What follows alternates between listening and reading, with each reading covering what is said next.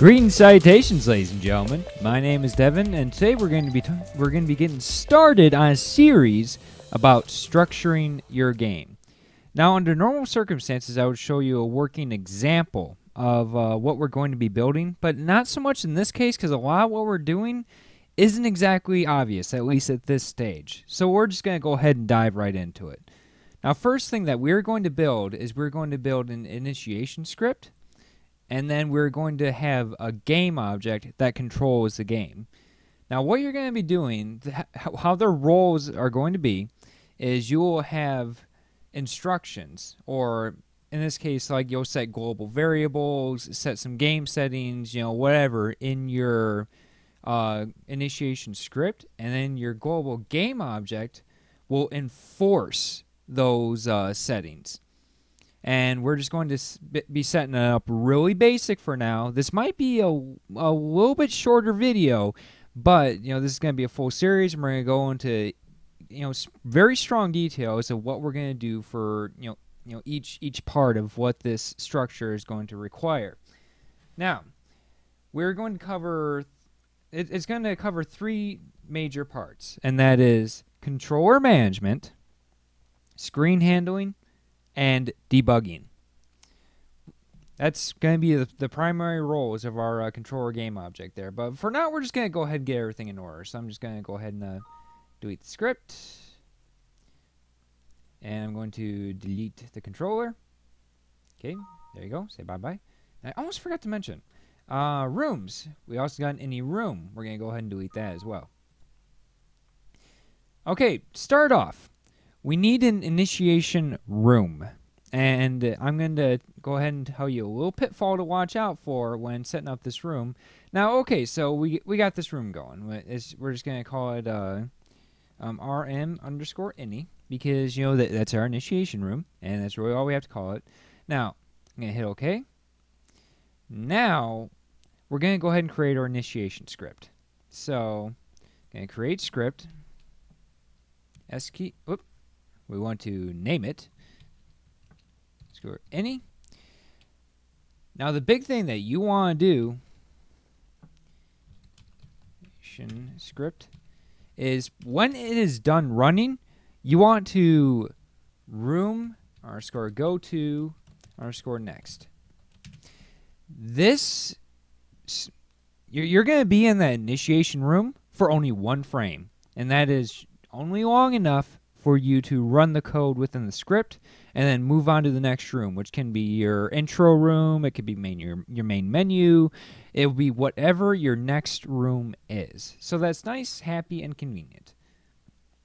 And then we're going to go to our room_any, set at the very top, and we're going to edit the room, there we go, and we're going to go to creation code. And now we're going to type in script_any. All right, congratulations. You got your startup script installed. But something kind of strange is going to happen. You'll see here in a moment. Now, in our main room where I've been doing all of our presentations and whatnot, I have a width of 400 and a height of 201. There's a reason why I set to 201, and I'll tell you that in a later video. But for now, these are our dimensions. Width of 400, height of 201. All right, so there we go. Now, I'm going to go ahead and run this. Now, obviously, it's going to jump straight from any to room_pause. And you'll notice that things are very stretchy and messed up looking. Now, something to note, and this is something that wasn't a problem in GameMaker 8, but became a problem in GameMaker Studio. You got to make sure your room sizes match up. Otherwise, it pulls this really strange bug. So, I don't have the primary solution offhand, but for now, just make sure that your room sizes match for your any room and the very next room. All right, so we're going to go ahead and hit next. Or hit play. Now, as you can see, we're back in working order. So now we have an initiation script in place. So we're going to add a couple of things to this. Well, you know what? Actually, we should probably go ahead and create our object, our controller game. So we'll go ahead and create that. Okay, create object, controller underscore game. And we're just going to, actually, there's one special setting. See this little thing right here? Set it to persistent. And the reason why is because what this means is the object will remain, okay, when you jump from room to room, the object will not remove itself. It is always in existence unless you destroy it. So, very important. So we make sure that that's there. Now, the next order of business for our initiation script is we need to create our controller game. So, instance create 0, 0. It really doesn't matter. As long as you don't put X and Y, because there's no X and Y to refer to. Controller underscore game. There we go. Now we got our initiation script going, and we got our controller going. So this is some of the bare bones of a core management system for your game. But now we're going to go ahead and add a couple of variables to our initiation script, specifically global variables. And in fact, we're going to denote a section, global variables. Now, the first global variable that we are going to set is global.version. And we're going to set that to, I don't know. We're going to set it to version 0.0.1. There we go. That's a good start off version, I think. Now we're going to use global.title is equal to, we'll just call it a tutorial project. There we go. I like it so far. I like it. Now we're going to get into some settings here. Now these are very basic at the moment, but we can definitely add a whole lot more to this, and we will in future episodes of this series. So global dot frame rate is equal to 60 because everybody loves 60 frames second, and I'm going to show you how we're going to enforce that 60 frames second. Now global dot debug mode is equal to false. The debug mode variable, the global variable, is going to be very important, obviously, with what we're going to be able to do and not do based on whether or not we're in debug mode, which I'll show you many useful things with that. So we got that. All right. Now those are the only global variables that we are going to use for the time being. But now there's a couple of game settings that are specific to GameMaker that we can now set. I'll go ahead and show you this. Now we're going to set game settings.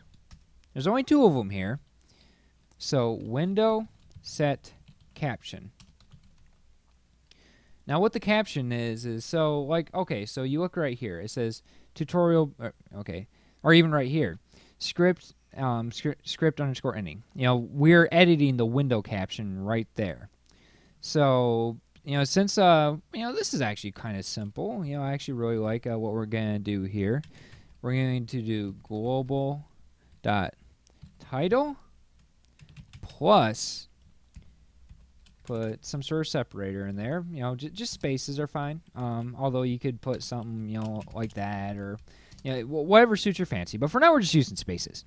So then we got that. Now global.version. Go ahead and get that space in there.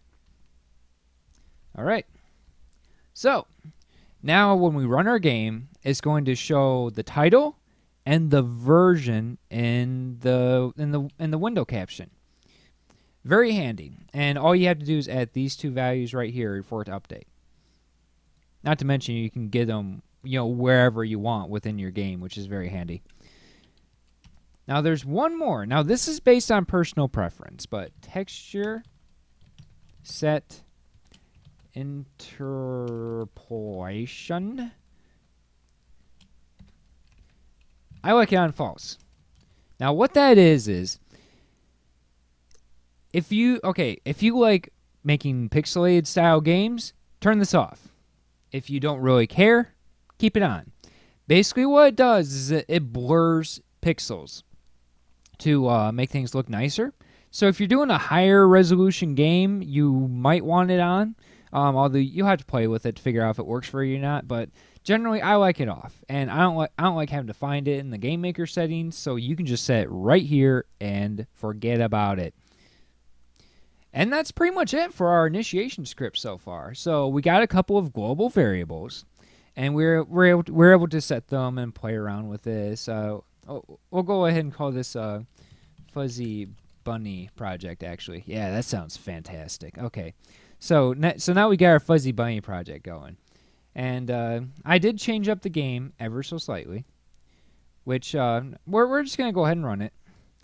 Our global variables and settings aren't going to be enforced at the moment because we haven't set the controller object yet, controller game. But you can see it says Fuzzy Bunny Project right there, version 0.0.1. And this is our game. We got Happy Harry right here, and the game is to annoy Grumpy Graham. Yep. Hey, Grumpy Graham, it's a happy day, isn't it? Yeah, isn't it so okay, I'm done. But anyway, so what we got here is a controller game. We got those wonderful values there. Now we just got to enforce them. So the first thing that we're going to do is we're going to hop into the step event. And we're going to set up some developer keys, I'm calling them. Now, you're going to want quick access to doing certain things within your game, just to make developing your game a little bit easier.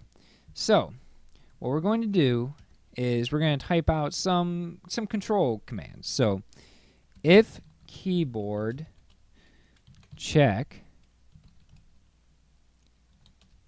vk_control and keyboard check pressed, let's see, ord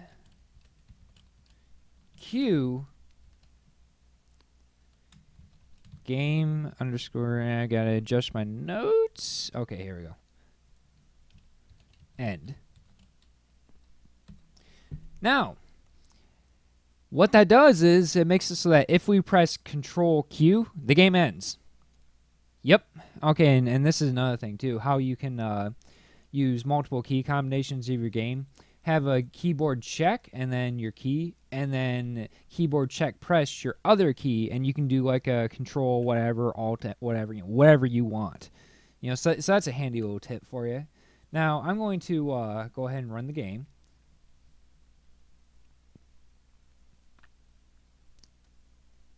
Yeah, I'm sorry. We will get to enforcing some of those rules we set in the script.ini. But anyway, so we got the game right here, but I just press Control Q and boop, game ends. Very handy, for a quick development. So that's our first keyboard shortcut, and I'm not going to type out the whole thing for you every time. So I'm just going to copy this from over here. Let's see. Now as you nope, get back down there. So as you can see, this is keyboard check press D. Now, we're going to access one of our variables we just made. So global.debug mode is equal to not global.debug mode. So we're going to use Control D to toggle debug mode. Now, I don't know if I mentioned this in any of my videos yet, but a really nice and convenient way for switching a variable from true to false and false to true is this little snippet right here. Variable is equal to not variable. Works like a charm. You have no idea how happy I was when I first learned that. Now, I would show you this, but there's not real. Actually, there is one thing. I'll show you later because we are going to enforce some debug mode related stuff in a bit. Now we're going to run another one, or insert another one. Now this is a keyboard check press R. Now remember, you don't have to stick to these. You can set these to whatever you want or whatever is convenient for you. Game_restart. There you go. Now you have a quick key for restarting the game, and yeah, I'll just take 2 seconds to show you. Which this is incredibly convenient if you got check something by restarting the game versus actually fully closing it. So I hit Control R, boom, game restarts. Control R, boom, game restarts. So that's another handy little quick key at your disposal. Now, this one here I will show you, or I will put in, but I'm not going to actually use it in practice because it could mess up my recording. And I'm sure you can guess what that is. Copy. Now, what this does, window set full screen is not window get full screen. This toggles full screen mode. Now, when you're developing, it is indeed quite a bit easier to develop in windowed mode because you can easily switch back to your code and look things around. Yeah. But you may want to switch this, full screen mode real quick and switch back. There you go. You now have the ability to do so with a nice swipe of the keys, Control F. So we got that, and now we're down to our very last one. Copy. And this one here is very much optional. Now, it's P, so I'm sure you can probably guess what that probably is. Actually, you know what? We're not using this one right now. I'm sorry, forget about that. But anyways, that was the pausing shortcut. Actually, and you know what? I don't think that's really required. We really need that. So you know what? That can go away. So those are our developer shortcut keys. We can end the game. We can enter debug mode. We can restart the game, and we can go to full screen. And in fact, I'm going to denote this area. Developer shortcut keys. There we go. Now, whether or not you want these to be usable in the final version of your game, you can just simply comment out these lines of code before you actually release. But yeah, so there we go. Now, we're going to enforce we're going to allow ourselves to do something if debug mode equals true. And this is something that I found to be extremely useful. Debug camera control. Now, if global.debug mode equals true, or just global.debug mode, that's fine. We're going to allow ourselves to do something. In fact, we're going to allow ourselves to allow it to show something as well. So, show I gotta get myself a tab. Okay. Show debug overlay. Global.debug mode. Actually, you know what? That doesn't need to be there. Oh, no. This, since we're inserting global.debug mode in there. Now, what that means is GameMaker has its own debug overlay where it tells you how many resources your game's using, yada. That's what this overlay is, and we tie that to our debug mode global variable. So when you turn on debug mode, you'll see that overlay, and you'll see what that is here in a moment. But okay, so we're gonna set some conditions here. If keyboard check vk underscore numpad 8, or no, not 9, 8, view underscore y view minus equals 1. Now, I'm not going to bore you and type all this out, so I'm just going to go ahead and copy and paste the rest. Now, obviously, this is camera control.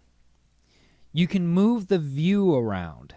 This is proven to be so useful to me in my projects, the ability to move the view around if I have to, especially for developing menus and I'm trying to find out where my buttons are going. So we got that going. Let's see. One more thing. What is subsections? Enforce settings. Room underscore speed is equal to global dot. Actually, you know what? That doesn't need to be there. We're gonna put that somewhere else. Well, you know what? For now, I'll show you the debug. We're gonna go ahead and hop into the game. I'm gonna turn on debug mode, and you will be able to see that overlay. So I hit Control D. So now, obviously, that's a little crazy, but there's not really a whole lot going on. But I can move him around, but then I can also move around the view if I have to. But only while in debug mode. So if you have some keys tied to your thumb pad here for your game, it won't interfere unless you're actually in debug mode, which can be a good thing or a bad thing. Now the next event that we're going to need is room start. Now this room start event is one that we're going to be using a lot. And it just saves us repeating actions over and over and over and over. So let's see now. Core, apply settings. Hey, did I set a thing here? I didn't. Okay. So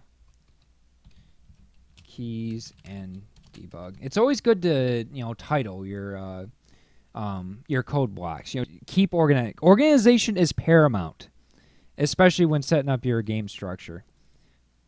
So, core, actually, you know what, we'll put a little dash right there. Core, apply settings. Now, room_speed is equal to global.frame rate. There we go. Now, room speed can be set by going right here and setting it to whatever you want. But you'll get into speed development. You'll be making rooms left and right, and you're gonna go into rooms like, oh, why does everything look like poopy? Oh yeah, I forgot to set the speed. That saves you from setting that speed on a per room basis. You only need to set it here instead of in every individual rooms, which is very convenient. Now I'm going to go ahead and run the game, which will now be running an outstanding 60 frames a second. There we go. You can see things are a little bit smoother. We're actually moving a little bit faster because the frame rate's a little bit higher. Go ahead and hit debug mode. Frame rate is still going bonkers because this is an overpowered computer trying to drive an underpowered game. Hey there, Happy Harry. And, we're having a wonderful day. Grumpy Graham's having a grumpy day. Okay, that's fine. But yeah, so that is the start of our structuring. And we're going to build off of that in the next couple of videos. Well, I guess that pretty much sums up this video. Thank you very much for watching. I want to thank. Okay, dang it, I'm gonna pull up this user and thank him because he was so nice and he asked me to continue making videos.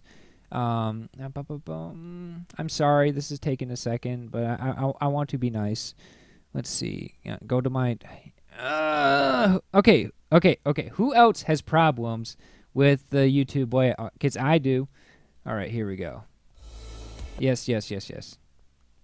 All right, Rimper86, 5 days ago. I want to thank you for asking me to make more videos, as well as bringing my channel to my attention, because it's taken off a little bit more than I thought it would have. I mean, last time I looked at it, I only had 9 subscribers. It will now have 24, I think, as of now. So yeah, to each of you that have subscribed, thank you. I really appreciate it. So if you're new, definitely hit subscribe. If not, leave feedback, leave questions. I'd be more than happy to answer any questions you may have about what we're doing here. Well, I guess that pretty much sums it up. Thank you very much for watching, you guys, and happy gaming.